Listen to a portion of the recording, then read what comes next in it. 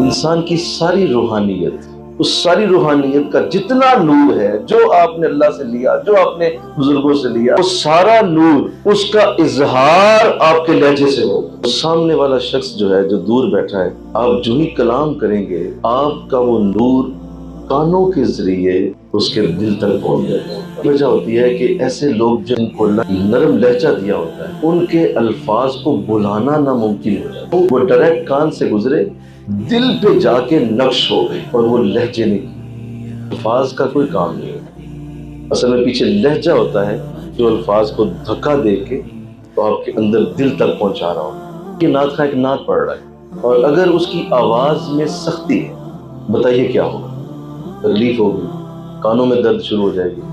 حالانکہ آپ سن رہے ہیں کہ بڑے اچھے الفاظ بول رہا ہے، لیکن زبان اور لہجہ سخت ہے، اس کا سارے کا سارا نور اس ساری لہجے کی وجہ سے ختم ہو گیا۔ ایک اور چیز بھی بڑی ضروری ہے، جب آپ نرم لہجے پہ آ جاتے ہیں تو اس کائنات میں ایک خاص چیز رکھی گئی ہے، آپ غور کیجئے گا، جتنی بھی اس کائنات میں نرم چیزیں ہیں اللہ نے ان کے اندر خوشبو رکھی ہوئی۔ پھول کی پتی نرم ہوتی ہے، پانی نرم ہوتا ہے، ہر چیز اپنے اندر سمو لیتا ہے۔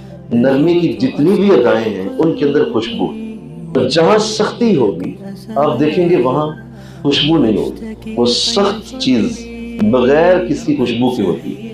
پتھر ہے، سخت ہوتا ہے، کوئی خوشبو نہیں۔ اگلی بات سنیں، جو چیز نرم ہوتی ہے وہ اپنے اندر جذب کرنے کی طاقت رکھتی ہے۔ مٹی نرم ہوتی ہے، اپنے اندر پانی جذب کرتی ہے۔ پھول نرم ہوتا ہے، آپ اس کے اوپر پانی ڈالیں، پانی چوس لیتا ہے۔ پتھر سخت ہے، پانی سخت کے اوپر سے گزر جائے گا، جذب نہیں ہوگا۔ تو غور کیجئے، جب آپ نرم ہو جاتے ہیں تو اللہ کا فیض نہ چاہتے ہوئے بھی آپ میں جذب ہوتا ہے، شیخ کی برکت نہ چاہتے ہوئے بھی آپ کے اندر آ رہی ہے، کیوں؟ آپ جذب کر سکتے ہیں۔ اور سخت لہجے والا، سختی والا تو مشکل ہو جائے گا۔ مجھے بڑا اچھا اس کا تجربہ ہے، میرے پیر بھائیوں میں سے بہت سارے لوگ میرے ساتھ رہتے تھے جن کے انداز سخت ہوتے تھے، اس طرح سے قبلہ عالم کی وہ برکتیں نہیں لے سکے جو نرم لہجے والے لوگ لے۔